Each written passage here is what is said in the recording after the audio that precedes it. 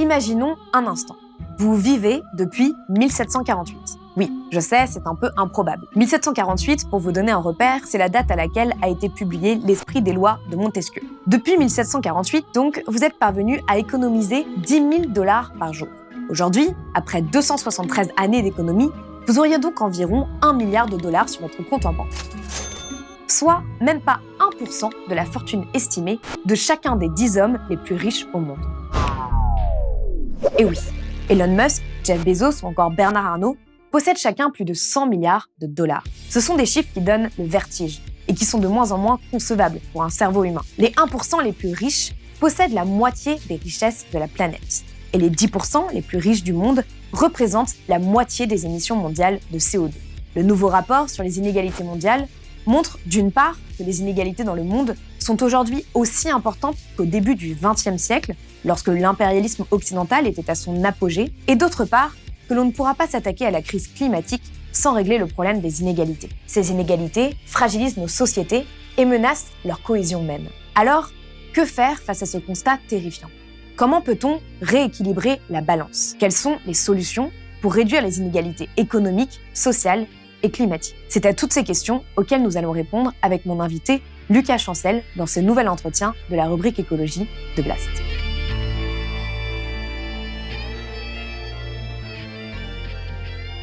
Lucas Chancel, bonjour. Bonjour. Merci d'être venu sur le plateau de Blast. Vous êtes économiste, spécialiste des inégalités et de l'environnement. Vous êtes co-directeur du laboratoire sur les inégalités mondiales et vous avez donc piloté le rapport 2022 avec les économistes Thomas Piketty, Emmanuel Saez et Gabriel Zucman. Donc c'est la synthèse la plus à jour des travaux de la recherche internationale sur les inégalités mondiales et il s'appuie sur des études menées ces 4 dernières années par plus d'une centaine de chercheurs partout dans le monde. Et enfin, vous venez de rééditer votre livre « Insoutenable inégalité pour une justice sociale et environnementale » aux éditions Les Petits Matins. Première question pour rentrer dans le sujet, quelles sont pour vous les grandes données à retenir de ce rapport ? C'est-à-dire que ce que tout le monde devrait avoir en tête sur les inégalités mondiales qui sont malgré tout en fait un sujet assez abstrait d'une certaine manière. La première donnée, c'est que le monde post-Covid, ou en tout cas le monde après 18 mois ou 2 ans de Covid, est un monde qui est plus inégalitaire qu'un monde pré-Covid.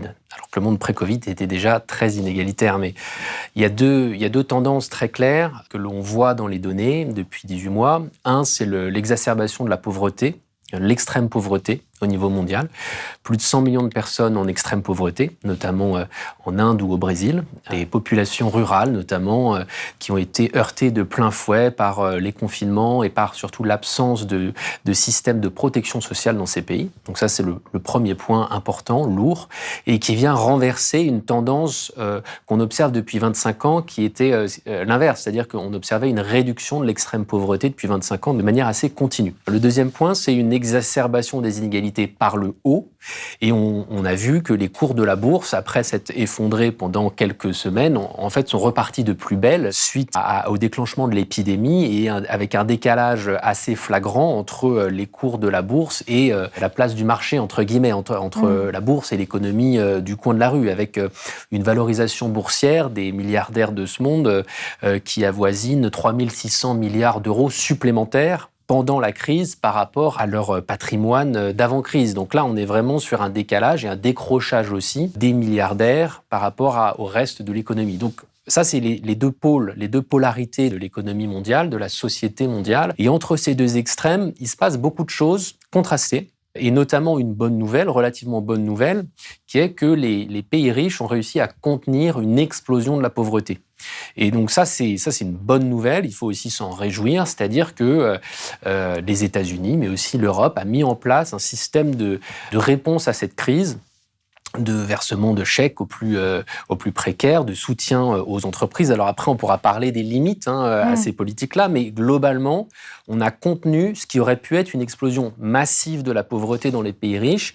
Et comment est-ce qu'on a contenu ça ? Eh bien, grâce aux services publics et grâce à la protection sociale. Et ça, c'est la bonne nouvelle, c'est que ça nous rappelle, c'est l'un des autres enseignements fondamentaux de ce rapport. Quand on regarde 40 ans de données, là on le retrouve dans cette crise, ça nous rappelle le rôle essentiel de la puissance publique pour résorber ou pour contenir les inégalités. Alors qu'est-ce que, pour vous, ça raconte de notre monde ? Finalement, le fait que les plus riches soient d'autant plus riches, les plus pauvres de plus en plus pauvres, Ce qui se passe au sommet de la pyramide, c'est vraiment l'exacerbation d'une tendance qu'on observe depuis 1980, qui est le décrochage des 1% du haut au niveau mondial, ou de groupes même encore un peu plus fins, et qui est lié à plusieurs facteurs. Déréglementation des marchés, baisse de la fiscalité sur ces acteurs-là, sont des contribuables qui sont mobiles, c'est-à-dire qu'ils peuvent choisir dans quel pays ils vont décider ou non de payer leurs impôts. Et donc, quand on dérégule, quand on réduit les taux d'imposition sur ces très hautes fortunes,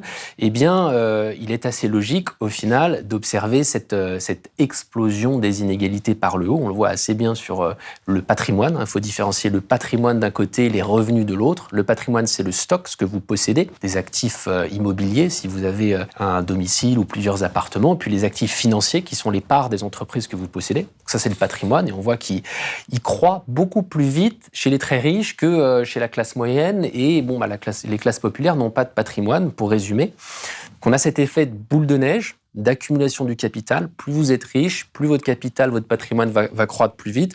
Et ça, on ne l'observe pas uniquement pendant la crise Covid. En fait, on l'observe depuis 40 ans. Et l'enseignement central de ce rapport, c'est qu'il n'y a aucune fatalité à tout ça. Ce rapport, ce qu'il regarde, c'est en fait les différences de trajectoire entre les pays. Et regarder ces différences de trajectoire, ça nous permet de montrer quoi ? Eh bien que certains pays s'en sortent mieux que d'autres. Et ils s'en sortent mieux que d'autres parce qu'ils choisissent des mix politiques différents. Donc certains pays vont décider de réduire davantage les taux d'impôt sur les très riches que d'autres. Certains pays vont décider de privatiser davantage leurs services publics. Et on voit que dans ces pays-là, ça se passe moins bien du point de vue des inégalités. Le fait de faire ces politiques-là, de déréglementation, de libéralisation, de baisse des taux d'impôt sur les très riches, ne génère pas la prospérité pour tous qui avait été promise et qui avait été utilisée comme justification de ces politiques, ce qu'on appelait économie du ruissellement. Oui, donc cette théorie du ruissellement ne fonctionne pas. La théorie du ruissellement, clairement, est à revoir, c'est-à-dire que ce sont les classes populaires et les classes moyennes qui, aujourd'hui, payent plus d'impôts que les multimillionnaires ou que les milliardaires. Donc il y a une forme de ruissellement qui s'opère, mais pas dans le sens du haut vers le bas, non, c'est l'inverse qui se passe. Sans compter l'évasion fiscale. Sans compter l'évasion fiscale qui vient assécher, appauvrir les finances publiques. Et ces finances, c'est nécessaire pour la mise en place des services publics. Et ce qu'on montre dans ce rapport, vraiment, c'est que dans ce jeu mondial des inégalités, l'Europe fait mieux que les autres régions du monde. Alors, tout n'est pas rose en Europe, mais la situation reste nettement différente de ce qu'on observe dans les régions extrêmement inégalitaires, donc comme en Afrique du Sud, en Amérique latine ou en Inde, mais mieux également qu'aux États-Unis. Et pourquoi ? Parce que, pour le dire peut-être simplement, l'Europe a jusqu'ici résisté à transformer sa société entière en un grand marché. Aux États-Unis, on sait que le système de santé est très inégalitaire et largement privatisé. Le système éducatif aussi, avec des dettes de plusieurs dizaines de milliers de dollars pour les étudiants qui commencent à peine leur vie active et qui ont déjà plusieurs dizaines de milliers de dollars de dettes. En Europe, on a encore résisté à ça. Ça ne veut pas dire que la tendance qui est en train d'être prise ne pose pas question, mais jusqu'à présent, depuis 40 ans, on a quand même eu cette résistance européenne à la privatisation de tout ce qui peut être privatisé. Mais pour avoir cette dose de services publics, faut avoir des impôts qui tiennent la route. Et ces impôts, il faut qu'ils soient là de manière équitable. Et ça, c'est le grand sujet en Europe, c'est qui paye l'impôt. Et les données dont on discute dans ce rapport mettent en évidence un autre fait, c'est vraiment cette dégringolade des taux d'impôt sur les très riches. Ça a été très clair aux États-Unis, mais on l'observe aussi dans d'autres pays européens. Par exemple, le taux d'impôt sur les sociétés, le taux supérieur d'impôt sur les sociétés, donc ce que les entreprises payent sur leurs bénéfices, en moyenne en Europe en 1980, c'était de 50%. On est passé à moins de 25% aujourd'hui. Donc il y a une division par 2 de ce taux d'impôt-là, qui est payé par les sociétés, mais qui finalement va être essentiellement payé par ceux qui possèdent ces sociétés. Donc ceux qui ont les actions qui sont derrière les sociétés. Donc ce sont les détenteurs de capital, les plus riches pour le dire plus simplement. Donc ce taux-là, il baisse. Le taux d'impôt supérieur sur l'impôt sur le revenu dans un pays comme la France, en Angleterre, on observe ça aux États-Unis, dans d'autres pays européens, va baisser également sur la période, sur les 40 dernières années. Et puis de l'autre côté, un impôt comme la TVA, qui est vraiment payé par tout le monde, qui pèse de manière disproportionnée sur les classes populaires et sur les classes moyennes, en Europe, lui, il augmente de à peu près 17% à 21% entre 1980 et aujourd'hui. Donc on voit en fait ce croisement des courbes, on voit ces tendances qui vont dans un sens vers la baisse pour certains, pour les fameux contribuables mobiles, ceux qui font du chantage en fait à la délocalisation, et puis les contribuables immobiles, les classes populaires et les classes moyennes qui ne peuvent pas faire ce chantage-là, qui voient certains impôts augmenter, comme la TVA, plus récemment la taxe carbone. Mais on voit justement tous les mouvements sociaux que ça a créé et le sentiment de trahison, d'une certaine manière, que peuvent ressentir des Français aujourd'hui face à tout ça. Parce que ça pose la question du consentement à l'impôt, finalement. Absolument. Et on peut le comprendre, en fait, ce sentiment d'injustice fiscale, d'inéquité face au paiement de l'impôt, surtout quand on arrive donc sur un domaine comme la taxe carbone, où les individus qui doivent la payer n'ont pas nécessairement d'autres options. C'est-à-dire que si vous êtes dans une grande banlieue d'une ville de taille moyenne en France, qu'il n'y a pas de transport en commun. Vous n'avez pas le choix de... Vous êtes obligé de payer la taxe carbone, vous n'allez pas réduire votre consommation énergétique, donc le bilan environnemental, il est nul. Par contre, vous allez avoir un souci pour payer vos factures et vous allez avoir un souci à la fin du mois. Et donc, on est vraiment dans cette situation d'opposition entre la fin du monde et la fin du mois, alors qu'on peut faire différemment, notamment sur qui réalise les investissements polluants. Aujourd'hui, si vous réalisez un investissement polluant, si vous achetez une action Total plutôt qu'une action dans un secteur qui ne va pas polluer, vous n'avez aucune pénalité supplémentaire. Alors justement, on va y venir. Donc quelque chose, par exemple, qui est ressorti, si on reste dans un contexte mondial, notamment lors de la COP26, c'est vraiment cette question de la justice climatique. Et ce que vous montrez aussi dans votre rapport, ce sont les inégalités climatiques. Donc vous avez un chapitre entier qui est consacré pour mesurer l'inégalité mondiale du carbone. Juste déjà pour comprendre, pour entrer dans le sujet, comment est-ce que vous mesurez ça ? Comment est-ce qu'on mesure les inégalités mondiales du carbone ? Donc nous, ce qu'on s'intéresse, quand on parle d'inégalité mondiale du carbone, c'est combien émettent les gens. Donc moi, en tant qu'individu, combien de tonnes je vais émettre, combien de tonnes de carbone chaque année va émettre une autre personne qui pourrait être en Inde ou au Brésil. Et puis on va regarder cette inégalité-là au niveau mondial. Et donc ce qu'on montre, c'est que les 10% les plus émetteurs représentent à peu près la moitié de toutes les émissions. Et les 50% les moins émetteurs représentent à peu près que 10% du total. Donc on a une grosse inégalité au niveau mondial entre gros émetteurs et petits émetteurs. Alors comment est-ce qu'on calcule tout ça ? On regarde pays par pays, on regarde quelles sont les émissions liées à l'utilisation d'une voiture, par exemple, mais c'est pas tout. Les émissions carbone de mon mode de vie, en fait, elles sont aussi associées au carbone, aux tonnes de carbone qui sont inclus dans les biens et les services que je consomme. Donc, si quelqu'un, par exemple, va acheter une chaîne IFI, dedans, il y a du carbone. Et ça, il faut le prendre en compte. Si quelqu'un prend l'avion... Si quelqu'un prend l'avion, dedans, il y a du carbone. Mais si quelqu'un décide aussi d'investir dans tel ou tel actif financier, on parle de plus en plus, et c'est tant mieux, du contenu carbone des banques. Oui, des actifs fossiles. Et donc, il y a des gens qui possèdent en fait l'argent qu'il y a sur ces comptes bancaires. Donc ça aussi, c'est du carbone. Ça aussi, ce sont des tonnes qu'il faut allouer aux utilisateurs finaux de ce carbone. Ce sont les individus, ce sont les gens. Et donc, quand on prend tout ça en compte, on mobilise différentes bases de données et on les croise, eh bien, ce qu'on observe, c'est un résultat qui est très net. Il y a un gradient social très clair du point de vue des émissions de carbone. C'est-à-dire que plus on est riche, plus on pollue. Et des fois, il y a un malentendu là-dessus parce que certaines personnes disent « Oui, mais regardez, en France, il y a plein de riches qui habitent à Paris, ils prennent pas leur voiture pour aller travailler, ils utilisent peut-être le métro ou juste ils marchent pour aller travailler. » Certes, sur la question de la voiture, les choses sont un peu plus compliquées que le gradient très clair dont je parlais un instant. Mais les émissions de carbone dites directes représentent seulement une petite partie du total.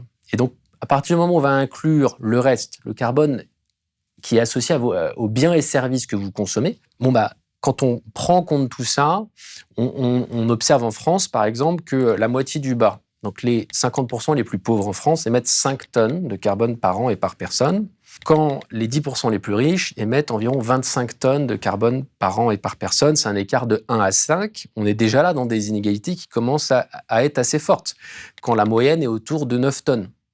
Donc, Mais alors que 5 tonnes, c'est ce qu'on devrait émettre en 2030 pour toute la population en moyenne absolument. pour atteindre les objectifs de l'accord de Paris, par exemple. Donc, quand on regarde les objectifs que la France s'est fixés à elle-même pour arriver à 0 tonnes par an et par personne en 2050, il y a une trajectoire.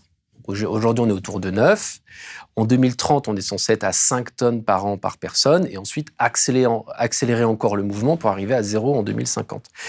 Eh bien là, on voit très clairement, très concrètement qu'en fait, la moitié de la population est à peu près déjà à l'objectif de 2030. Or, c'est souvent à cette moitié de la population-là qu'on va demander les efforts les plus importants en matière de climat. Et on l'a vu avec la taxe carbone, où c'est cette moitié de la population-là, des classes populaires, des classes moyennes, le bas de la classe moyenne, qui se prend de plein fouet l'augmentation du prix des énergies parce qu'elle n'a pas d'alternative au fait d'utiliser sa voiture.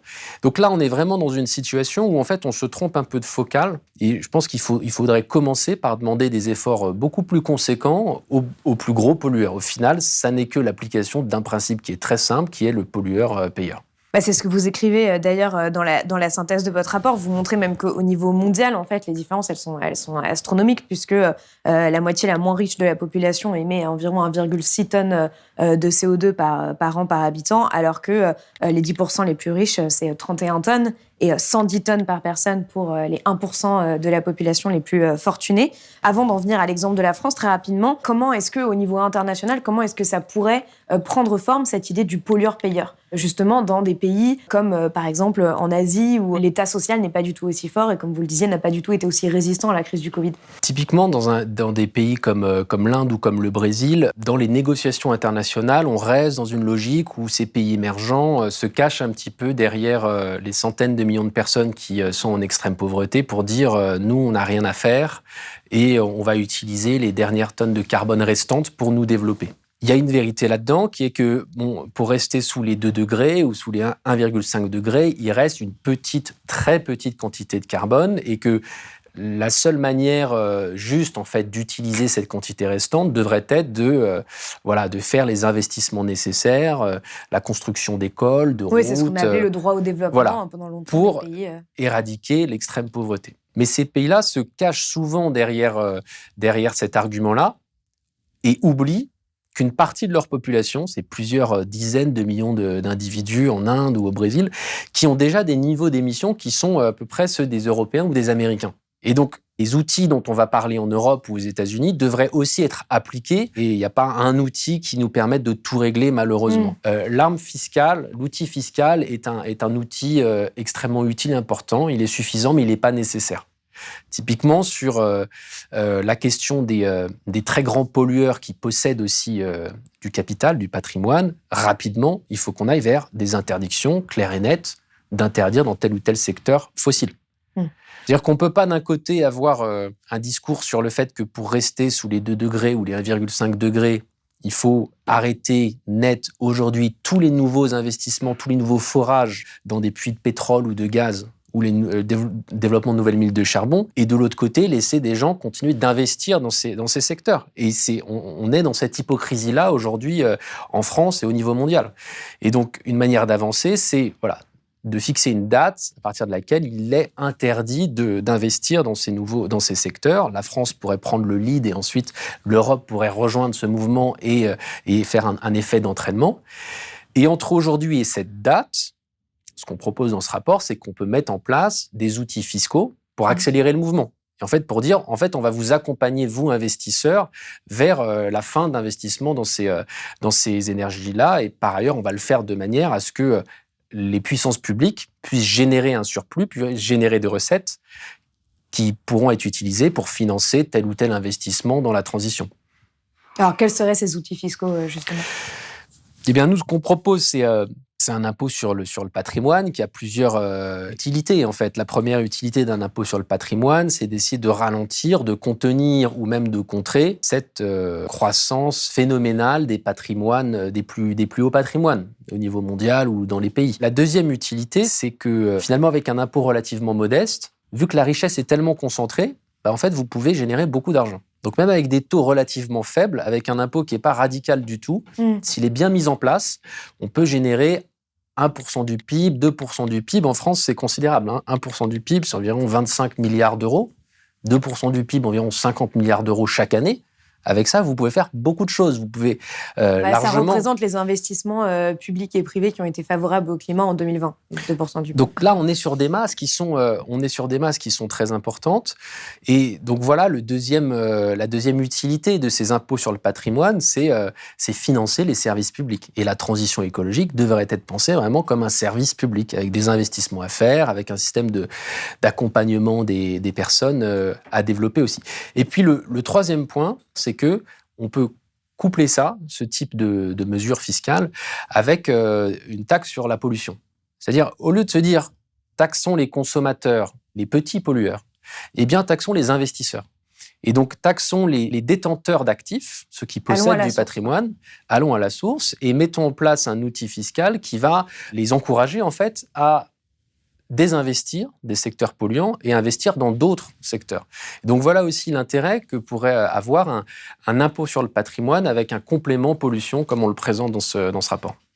Alors justement, en France, par exemple, quand on parle d'inégalités sociales qui sont liées aux inégalités climatiques, il y a une espérance de vie de 13 ans entre les personnes les plus riches et les personnes les plus pauvres de la population. Cet enjeu des inégalités qui est lié à la question de la justice climatique, en fait, on en parle très peu dans cette présidentielle pour le moment. Pour vous, quelles sont les propositions à mettre sur la table dans un contexte français ? Est-ce que c'est cet ISF vert qui est par exemple proposé par Yannick Jadot, entre autres, ou est-ce que c'est d'autres choses en complément de ça ? Enfin, qu'est-ce que ça peut prendre comme forme ? Sur la question de la transition écologique, donc l'outil fiscal est important. Je pense que des mesures comme l'ISF vert, l'ISF climat, ou en tout cas un impôt sur la fortune rénové et complété avec... indexé sur les émissions de gaz à effet de serre. En tout cas une partie indexée sur la pollution me semble aller dans la bonne direction. Évidemment, c'est nécessaire, c'est pas suffisant. C'est-à-dire qu'il faut derrière aussi des investissements importants de la puissance publique pour vraiment accélérer la transition. Et on le voit depuis 10 ans en France. En fait, on a perdu une décennie d'investissement dans la rénovation thermique des bâtiments. Il y a à la fois plus de ressources financières à mettre, donc l'État doit mettre davantage de ressources, et puis tout un travail à faire du point de vue de la réglementation, de l'accélération des normes, des standards. Donc ça c'est un autre domaine. Taxation d'un côté, investissement plus conséquent de l'autre. Et un autre domaine, c'est les émissions carbone des banques. Nous, on produit des estimations. Donc ça, c'est le monde de la recherche qui propose des méthodes. Mais ce qu'on aimerait vraiment, c'est que ce soit le gouvernement, les puissances publiques qui disent à chacun, voici vraiment combien il y a d'émissions dans ce type d'actifs financiers, voici combien cette banque pollue. Il y a une plus grande transparence des données sur toutes ces questions. Et donc, il nous faut vraiment, ça devrait être la base, en fait, d'une politique climatique ambitieuse. Et pour l'instant, on n'a pas cette base. Et donc, il faut à tout prix accélérer le mouvement vers cette transparence sans laquelle on ne peut pas avoir de vérification de ce qui se passe. Le paradoxe, c'est que finalement, la plupart des citoyens ne s'intéressent pas tant que ça à cette question climatique, ou en tout cas ne font pas le lien avec les inégalités sociales. Et donc, quand ils sont face à une élection présidentielle comme celle qui va arriver, et qu'ils se disent comment est-ce que ma vie peut finalement s'améliorer, ils vont tout de suite penser aux questions d'inégalité sociale et pas forcément voter en fonction de ça. Je pense que l'épisode 2018 de la taxe carbone a bien montré, et tout le monde est aujourd'hui conscient, que la transition écologique, que les solutions apportées à la crise climatique ne peuvent pas faire l'impasse de la question des inégalités. Et que si on ne revoit pas d'un côté notre système fiscal dans son ensemble, parce que rappelons quand même qu'en 2018, d'un côté il y avait la taxe carbone, de l'autre il y avait la suppression de l'ISF. Et que, de facto, il y avait une sorte de transfert, ici encore, du bas vers le haut, au niveau des ressources fiscales. C'est qu'on prenait aux petits pollueurs, et de l'autre côté, on faisait des cadeaux fiscaux aux gros pollueurs, qui sont aussi les possesseurs d'actifs. Donc, si on ne regarde pas dans sa globalité le système fiscal, mais si on ne regarde pas aussi dans sa globalité la question de l'accès au transport, de l'accès aux services publics du transport. Est-ce qu'il y a assez de lignes de train ? Est-ce qu'il y a assez de services publics ? Est-ce qu'il y a assez de bornes de voitures électriques ? Et pour qu'il y en ait assez, il faut qu'il y ait un pilotage plus stratégique de l'économie par la puissance publique. Et la bonne nouvelle là-dedans, c'est que on s'est rendu compte qu'il y avait un souci inégalitaire en lien avec la question climatique en 2018. Et en 2020-2021, on se rend compte de l'importance du pilotage stratégique de l'économie par l'acteur public, par la puissance publique. Donc, du fait de la pandémie. Du fait de la pandémie.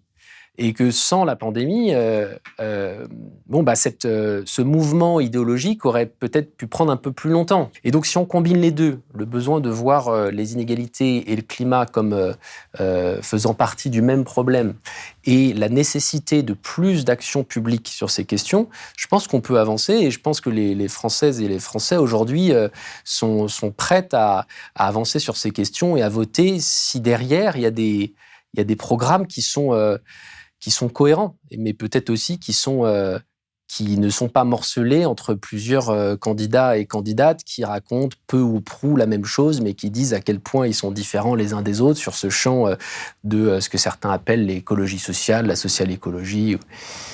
Dernière question, on a pu constater d'une certaine manière ces dernières années que ces inégalités faisaient un peu le lit d'un essor du populisme un peu partout dans le monde. Est-ce qu'il n'y a pas un risque, comme vous le dites, du fait que les inégalités sont aujourd'hui au même niveau qu'au début du XXe siècle, que le populisme soit de plus en plus fort et bon, on en voit aussi les prémices en France du fait de l'explosion de ces inégalités-là et du fait que les politiques publiques soient en désaccord, soient complètement déconnectées de ces questions-là? Clairement, les sociétés inégalitaires sont des sociétés qui vont pas bien, qui vont se focaliser sur cette question de la distribution des revenus ou des patrimoines et qui vont avoir beaucoup plus de mal à penser d'autres sujets, comme la crise climatique. Ce sont des sociétés qui vont être moins résilientes face à des chocs comme le Covid, par exemple.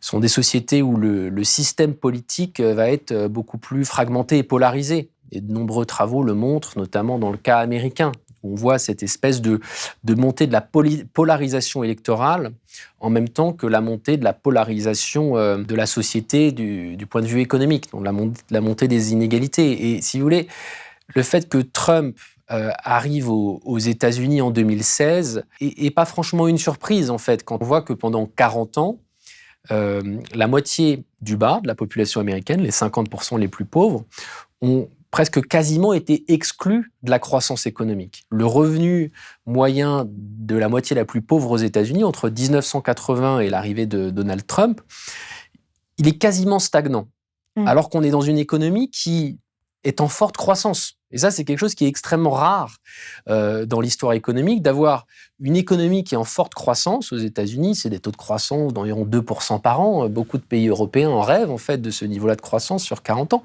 Mais vous avez une moitié de la population qui est dans un pays qui stagne, et voire qui décroît, puisque l'espérance de vie chez certaines catégories de la population américaine, des populations pauvres, est en déclin aux États-Unis depuis plusieurs décennies.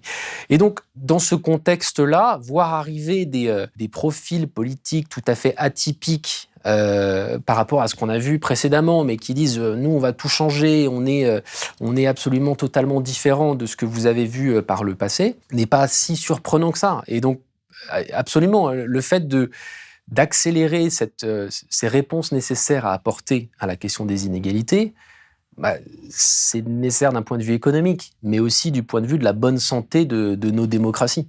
Oui, d'un point de vue démocratique, tout simplement, pouvoir conserver nos démocraties.